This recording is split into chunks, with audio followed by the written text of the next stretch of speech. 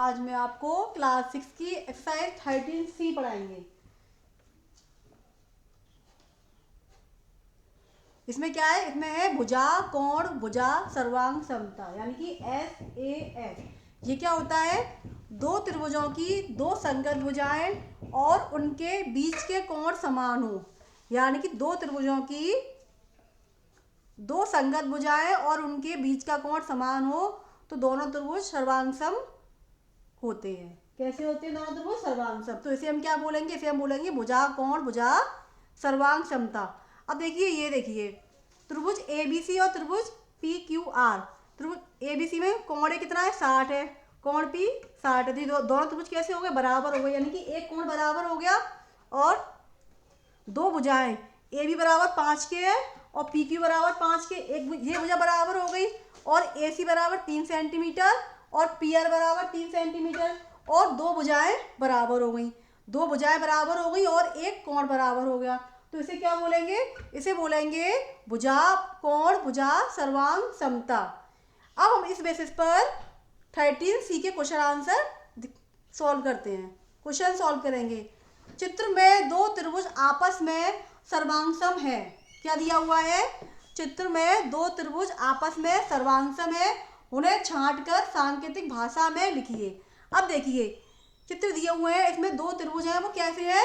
सर्वांगसम है। अब देखिए त्रिभुज ABC, त्रिभुज ABC और त्रिभुज त्रिभुज HIJ, त्रिभुज ABC और त्रिभुज HIJ।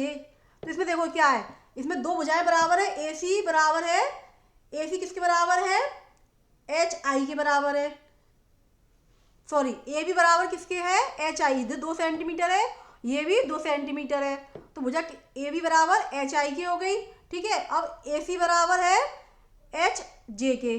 AC किसके बराबर है? HJ के। तो हम लिखेंगे भुजा AC बराबर HJ 3 सेंटीमीटर और AB बराबर HI बराबर 2 सेंटीमीटर। दो भुजा बराबर होगी। अब कोण बराबर करना है। कोण कौन सा बराबर है? कोण A बराबर है और कोण H बराबर है। ये दोनों कोण, ये वाला कोण A और कोण H। तो हम लिखेंगे इसमें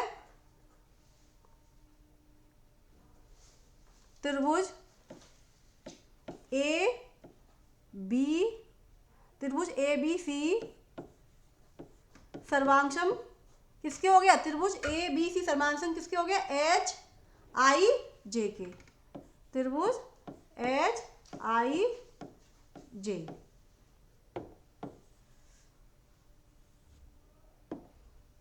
त्रिभुज HIJ ये हो गया। ठीक है। ये आपका ये वाला दोनों कैसे हो गए? भुजा, कोण, भुजा, सर्वांग समता लग गया इसमें। अब देखिए अब ये देखिए P को कितना है? 2 सेंटीमीटर है। इसमें FE कितना है? 2 सेंटीमीटर है। और इसमें L के कितना है? 2 सेंटीमीटर है। यानी कि ये वाली भुजा और ये वाली भुजा बराबर हो गई। ठीक है। और फिर RQ 3 सेंटीमीटर, GF 3 सेंटीमीटर और LM 3 सेंटीमीटर, यानी कि दो भुजा बराबर हो गई। और कोण कौन कैसे बराबर है? कोण ये वाला कोण PE और K ये बराबर है। तो हमारी दो भुजा बराबर हो गई, एक कोण बराबर हो गया। तो इसमें हम क्या लिखेंगे? त्रिभुज RPQ, या फिर लिख लेंगे PQR सर्वांग समता PQR। इसमें क्या लिखेंगे हम?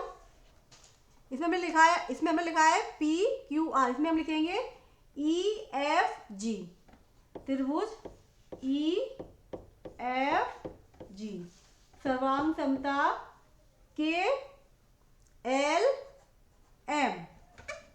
त्रिभुज KLM। तो ये हो गया। ठीक है। त्रिभुज पी क्यू आर सर्वांग समता, त्रिभुज ई एफ जी और के एल एम। तो ये क्या हो गया, क्वेश्चन नंबर फर्स्ट सॉल्व हो गया आपका। अब क्वेश्चन नंबर फोर्थ देखिए, क्वेश्चन नंबर फोर्थ। अब question number question number fourth देखिए, त्रिभुज एबीसी की रचना कीजिए जबकि एसी बराबर 4.5 सेंटीमीटर, बीसी बराबर 6 सेंटीमीटर तथा कोण सी बराबर 60 अंश। तो देखिए इसमें क्या करेंगे हम, सबसे पहले इसमें हम बीसी खींचेंगे। बीसी बराबर क्या दिया हुआ है, 6 सेंटीमीटर। तो हम स्केल की सहायता से या पटरी की सहायता से बीसी खींच लेंगे 6 सेंटीमीटर। तो हम बीसी खींचेंगे 6 सेंटीमीटर। तो ये हमारी हो गई बीसी बराबर 6 सेंटीमीटर।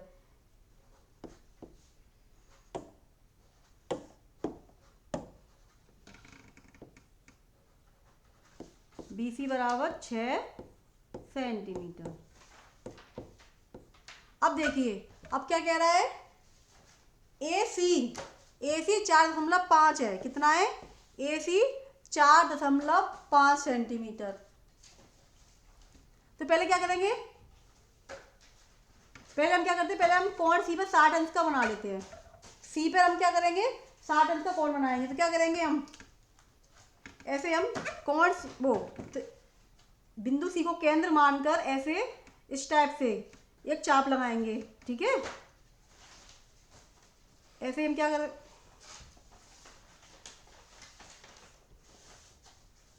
अरे यार मान लीजिए बारह वो आ रहा है। क्वेश्चन नंबर 4 देखिए, त्रिभुज एबीसी की रचना कीजिए जबकि एसी बराबर 4.5 सेंटीमीटर, बीसी बराबर 6 सेंटीमीटर और कोण सी बराबर 60 अंश। तो देखिए बच्चों हम क्या करेंगे, सबसे पहले हम स्केल की सहायता से बीसी हमने खींच लिया 6 सेंटीमीटर का। बीसी हमने खींचा 6 सेंटीमीटर का। अब हम क्या करेंगे, अब हम सी पर बिंदु की सी को केंद्र मानकर एक चाप लगाएंगे।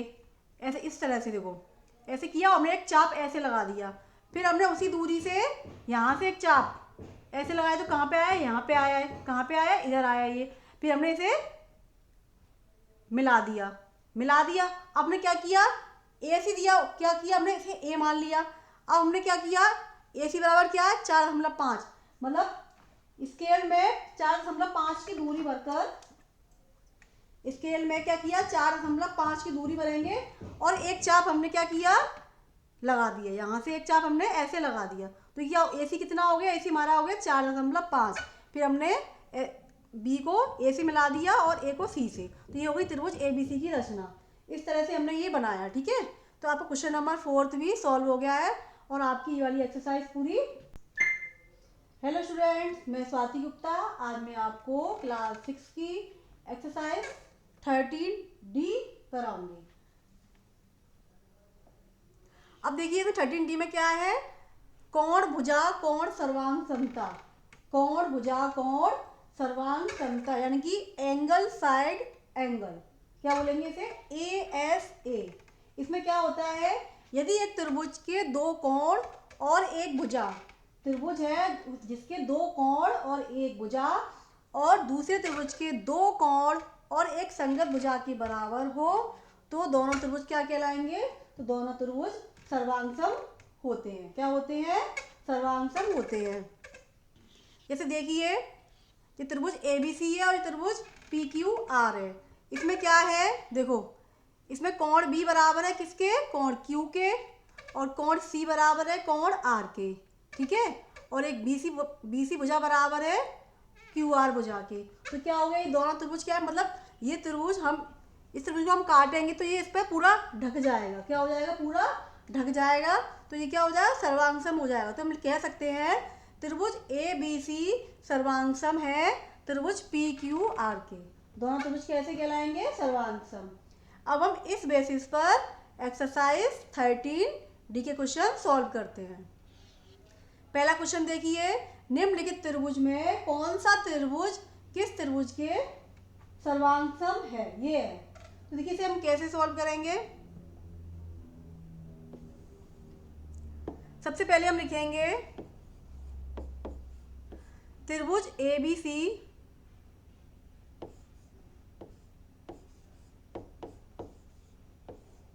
त्रिभुज ए बी सी तथा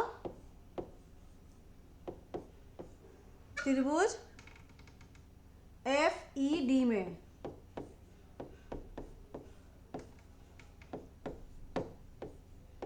ये ले लिया हमने, त्रिभुज ए बी सी तथा त्रिभुज एफ ई डी में। अब इसमें हम क्या करेंगे, इसमें हम देखेंगे दो कोण बराबर होने चाहिए और एक भुजा बराबर होनी चाहिए। तो दो कोण कौन कौन से बराबर है? कोण ए कोण ए किसके बराबर है? कोण एफ के। कोण ए 40 है और कोण एफ भी 40 है, तब लिखेंगे कोण एफ बराबर 40 अंश। फिर कोण बी बराबर है कोण ई 60 अंश।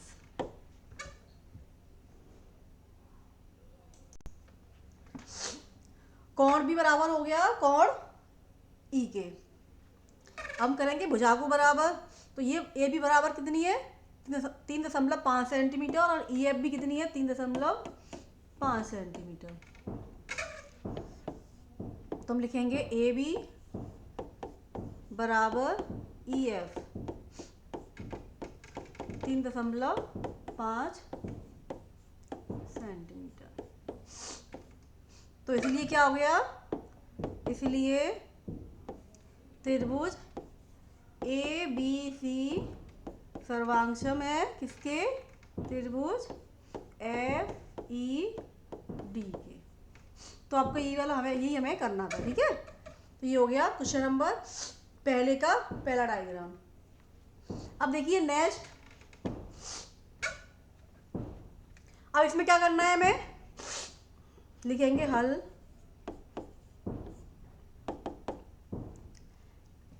त्रिभुज, पहले त्रिभुज ए डी ओ, त्रिभुज ए डी ओ और त्रिभुज सी बी ओ में तथा त्रिभुज सी बी ओ में, ठीक है। इसमें लेंगे और इसमें लेंगे, ठीक है। इसमें क्या करेंगे हम? देखो सबसे पहले कोण डी बराबर कितना दिया हुआ है? 100 अंश। तो लिख देंगे यहाँ पे हम कोण डी और कोण बी कितने दिए हुए हैं? 100 अंश के, ठीक है। एक कोण हो गया। अब दूसरा कोण कौन सा बराबर है? ये वाला। ये कौन से कोण है? ये शीर्षाभिमुख कोण कहलाएंगे। आमने सामने कोण क्या कहलाते हैं? शीर्षाभिमुख कोण। तो हम लिखेंगे कोण डी ओ ए या फिर ओ ए ओ डी में लिख लो, ए ओ डी बराबर सी ओ बी, कोण सी ओ बी शीर्षाभिमुख कोण, शीर्षाभिमुख कोण।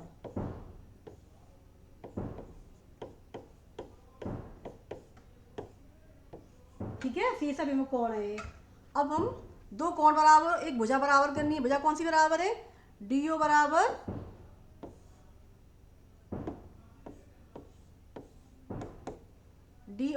बी ओ के। कितनी है? 2 सेंटीमीटर। तो क्या लिखेंगे? इसलिए त्रिभुज ए डी ओ सर्वांशम त्रिभुज सी बी ओ, ये हो गया, ठीक है। तो आपको ये वाला लास्ट डायग्राम था, पहले क्वेश्चन का लास्ट डायग्राम। दूसरा डायग्राम मैंने छोड़ दिया है आप लोगों के लिए, आप लोग करना वो, ठीक है। अब नेक्स्ट क्वेश्चन देखिए। चित्र में एडी कोण ए का, चित्र में एडी है, जो एडी भुजा है, कोण ए की अर्धक है, अर्धक मतलब आधा आधा, तथा एडी लंब बीसी, और एडी है जो बीसी पर, भुजा बीसी पर एडी क्या है? लंब है, ठीक है। तो क्या त्रिभुज ए डी बी सर्वांशम त्रिभुज ए डी सी, ये दोनों क्या होंगे? सर्वांशम है, ये पूछा है। और क्या ये कहना सही है कि बी डी बराबर डी सी के? तो देखिए हम इसे कैसे करेंगे, इसमें भी हम वही करेंगे, दो कोण और एक भुजा को हम पहले क्या करेंगे, बराबर करेंगे। देखिए तो हम लिखेंगे हल। सबसे पहले क्या लिखेंगे, हम लिखेंगे त्रिभुज ए डी बी तथा त्रिभुज ए डी सी में, ए डी सी में, ये लिख लिया हमने। अब हम क्या लिखेंगे, अब कोण बराबर करने हैं, तो कोण कौन कौन से बराबर है,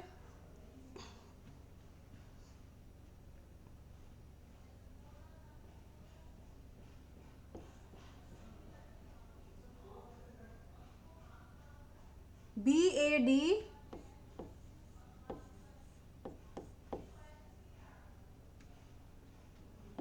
बराबर सी ए डी। कौन कौन से बराबर है, दोनों ही बराबर हैं। फिर हम लिखेंगे कौन बी डी ए या फिर ए डी बी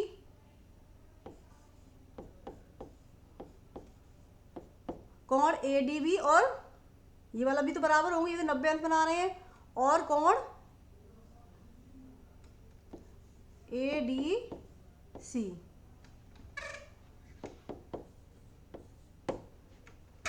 भुजा हमारी कौन सी बराबर है, इसमें ए डी भुजा क्या है, कॉमन है, उभयनिष्ठ है। तो लिखेंगे भुजा ए डी बराबर ए डी उभयनिष्ठ।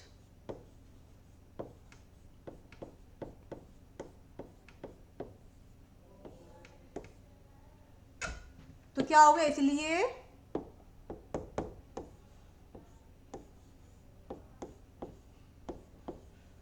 ए डी बी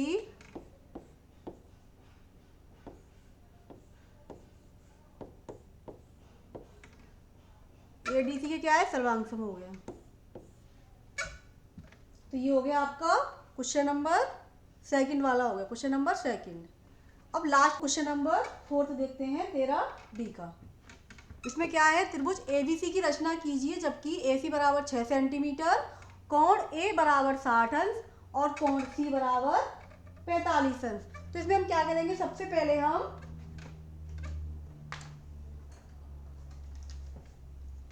पटरी की सहायता से हम एसी 6 सेंटीमीटर खींच लेंगे। पटरी की सहायता से हम एसी को हम 6 सेंटीमीटर खींच लेंगे। तो हमने एसी 6 सेंटीमीटर खींच लिया। ये सी हो गया और ये ए हो गया, ठीक है। अब हमें क्या करना है, कोण ए 60 अंश करना है। तो हम क्या करेंगे, बिंदु ए को केंद्र मानकर इस तरह से एक चाप लगाएंगे, ठीक है। अब क्या होगा, अब देखिए, अब हम एक चाप इधर से लगाएंगे और हम इन दोनों को क्या मिला कर देंगे, मिला देंगे।